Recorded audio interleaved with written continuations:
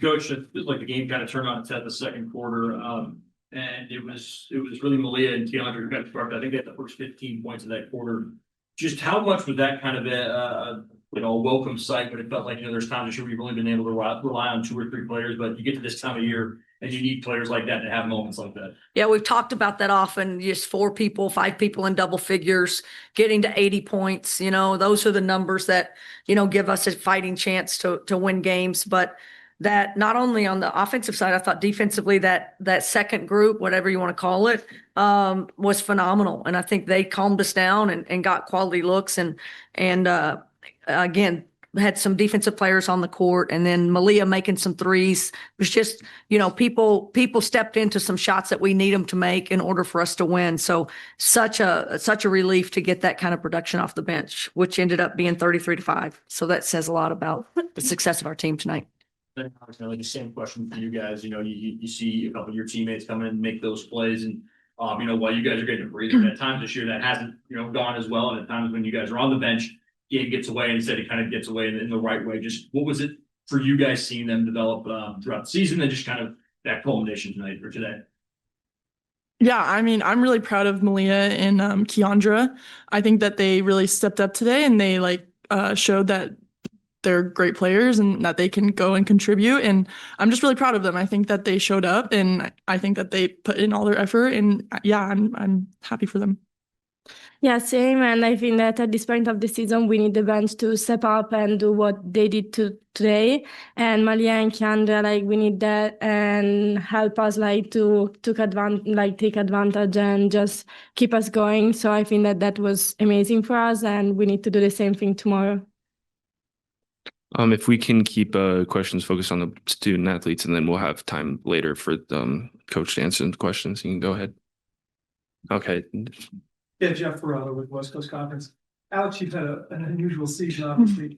I guess you suffered a stress reaction in your foot after the second game, and then you came back, and your first game back, you got conked in the nose, and you're out for a couple more games. Can you just talk about what the season's been like for you? Yeah, it's been a little bit of an up and down season for me, but I really have to thank my teammates and my coaches for just having my back and supporting me along the way. I mean, they've just been a great support system, and honestly, they're kind of the reasons why I feel like I'm playing my best basketball right now, just because they're always putting me in great spots, and they've just been honestly my biggest supporters. So I really got to thank them. How was your foot? And then when you came back, I guess it was against Pepperdine, and you got hit in the nose. What were you thinking at that point? What else could go wrong? Yeah, I mean, I was definitely a little frustrated, but I knew that with my nose, I wouldn't be sitting out that many games. So I was just kind of staying focused and staying locked in on the next game that I'll be able to play on. So a lot of players hate wearing a mask. How do you adjust to that? It's not that bad. I mean, sometimes if it's too tight, it gives me a little bit of a headache and leaves some marks on my face, but it's fine. Yeah. You just talked about what it's like to have her back, and this last, I think, 6 games in a row, double digits now. Yeah, we miss her a lot in the early part of the season, because clearly she always brings so much advantage for us, because no one has her size, and she's so good to finishing, but also on the defense of it. She's such a good player. She knows where to stay and make it difficult for other people to make shot over her, and she's such a good blocker. And so I'm just so happy to have her back, and in this last game she's doing amazing. She's just helping us a lot. And yeah. Any other questions for the players? You guys just talk about facing Pacific tomorrow. You played them just once. What do you have to do different better in the rematch? Well, I know for me, I have to be really physical down low, because we know that they're a very physical team. They try to push me out of the paint. So I just know I need to come in focused and be ready for a battle in the paint. Yeah, I think that it's going to be a different game. They are really aggressive, and they, especially with me, they usually come in 3 people, and I need to kick out the ball and just spray and move the ball easily for my teammates. And I mean, we need just to go back, watch film, and just adjust and be ready to play tomorrow. All right, players, you're free to go. Just actually a reminder as well, the open locker room will be open for another 14 minutes, but for now, we can start with any questions we have for Coach. You talked about the ordeal that Alex went through foot and then breaking your nose? Well, she had it last year too with the foot, and it wasn't the same spot and things like that. And constantly, sometimes with in female, bone stress in bones is kind of been our thing. We've had a little bit more of that than other things, which that's, live with some things. But just her, she had such an amazing summer. She had such an amazing preseason. And then you just have to shut her down for 7 weeks. And for her, that's a hard thing to get that momentum back and play with the physicality and the timing and the power that she had kind of built up. I mean, it's just that long of limbs. It's not, you got to keep that momentum going. And then, you get her back and then she breaks her nose and that it's already a physical game. And now she's got her nose broken from just the physicality going at her. And then she came back again and then kind of had another little reaction. But the doctors just are like, you can play through this. So she's still nursing a little bit. She doesn't practice full time for us. And she's nursing a bone issue and we'll take what we can get from her. It's not ideal, but she's such a dominant player on both sides of the ball.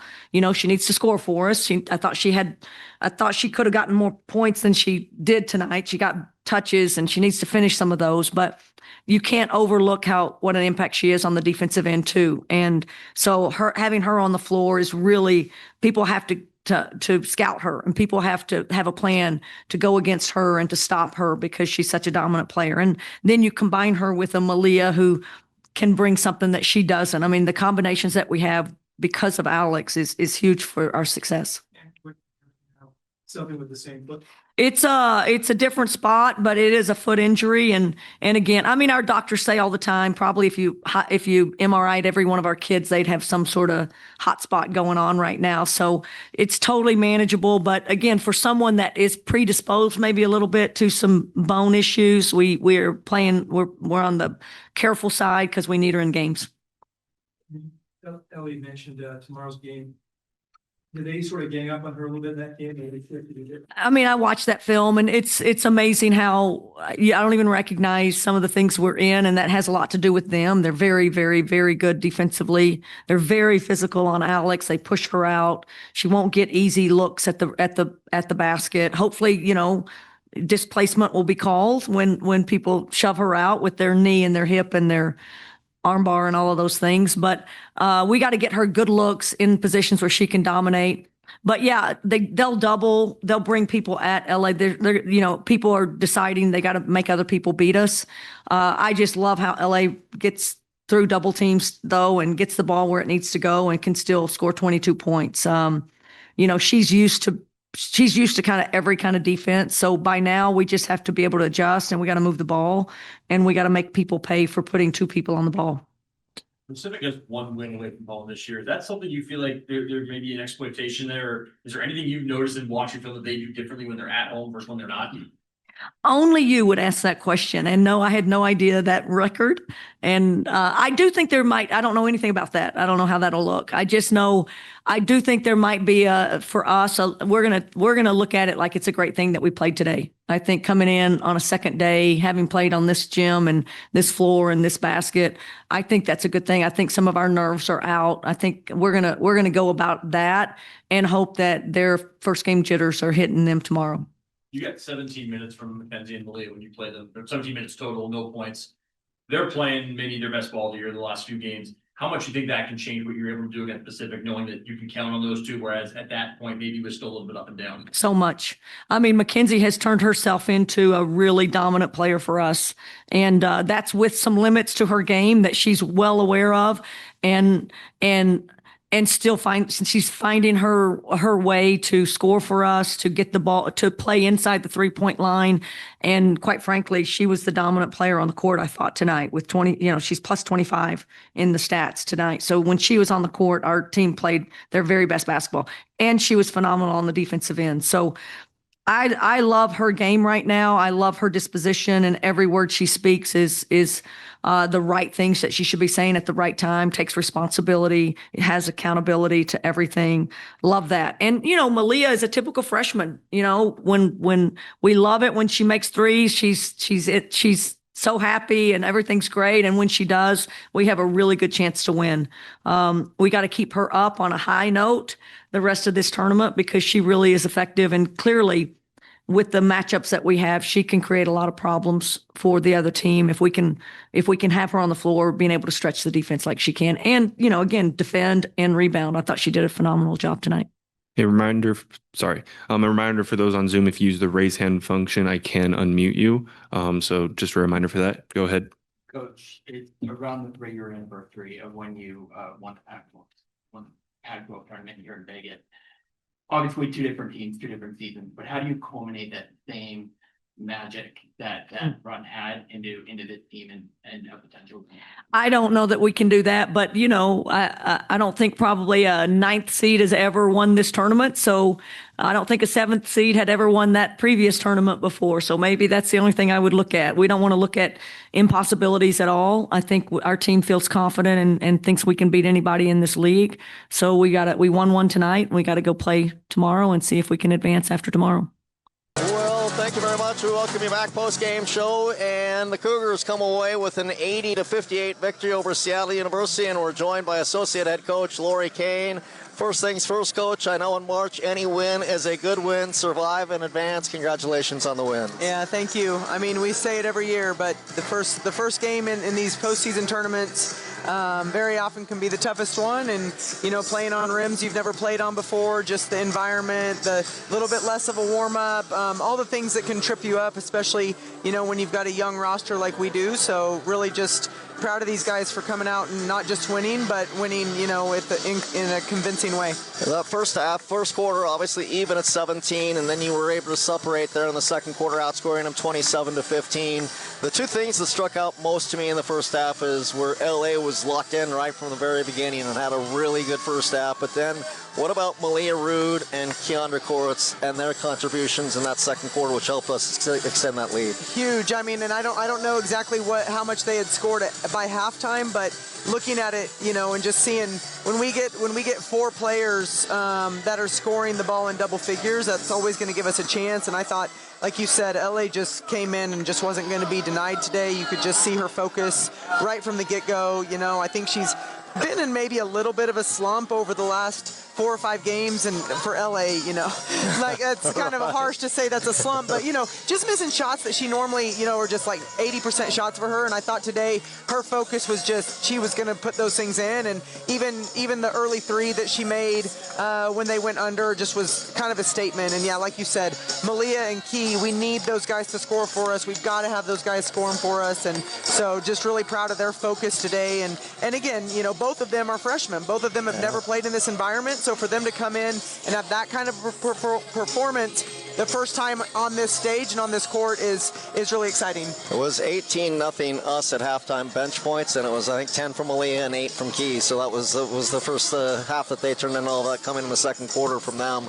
Another one of your stars that again, you look at the box score, and I don't know if anything jumps out at you. I mean, 8 points, 4 rebounds, 5 assists, but 3 steals. But I mean, Mackenzie Chatfield, just talk about what she has brought to this team, especially late in the season, because at one point I said, I might not win if you give me 5 Mackenzie Chatfields, but I know we're going to compete if you give me 5 Mackenzie Chatfields. Well, I think today was just an example of what she's kind of grown into as the season has gone on and gotten better and better at it. Is like she's making everybody around her better by how she plays, and whether that was some of the defensive plays that she made that probably don't even show up in the stats, but she gets a hand on a ball and someone else ends up with a steal. She's deterring what they want to do because of how active she is in help. Just her calming presence that she's had on the offensive end, just to get people where they need to be and help our main scorers get really good looks at the rim. And yeah, she's just, you can see it with the plus minus today. She was plus 25. So when she was on the court, we were winning by 25, and that's huge. And I think that's really real for her today. Meanwhile, for Washington State, defensively, I thought once again you hold them to 58 points. Obviously, they've got some dangerous weapons that can hit some threes, and I thought followed the scout pretty well today defensively. You? Yeah, we did. I mean, I thought we had some really bonehead plays ways, which Yeah. has kind of been the story of our season in a lot of ways, where you just go, are we really going to shoot ourselves in the foot like that again and again? You know, just with some stupid fouls that put them at the line that, you know, were completely unnecessary. And some of that is youth, and some of that is just not knowing time and score and situation and what's going on. And we got to learn from those things because, you know, we're not going to get away with self-inflicted wounds from here on out. So. And that certainly also spills over to the turnovers that we had in the fourth quarter. I think we had 5 at the end of 3 quarters, but we had 8 in the fourth quarter. And so, again, those are things that we can't have spill over into the next game. Big time. We can't beat ourselves, you know, and I think that's been a little bit of a problem for us this year, and it's time now to grow up and just go, we got to play in a way where someone's got to beat us, and we're not going to make mistakes that are avoidable.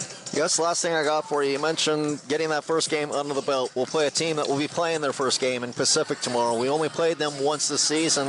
I don't want to say it's a team that we have circled that we really, but I mean, again, the way that this tournament works, it's a team that you know you're going to get everything, you expect you're going to get everything from Pacific, but I'm sure it's also a team you want another shot at tomorrow. Yeah, I mean, I think as we go and watch film tonight and really start locking in on them from our last game, I really hope that our players understand that we have to be a better team now than we were that first time that we played them. I think everyone kind of has a bad taste in their mouth about, you know, not just that we lost, but how we lost in that game. And so, you know, I think everyone's going to come hungry, and like I said, it's time to grow up and learn from our mistakes and show up tomorrow ready to fight our brains out. Love visiting with you in March. I hope I do it over and over and over again. Congratulations on the win. Go celebrate Thanks with so your much, team. Steve. Appreciate it.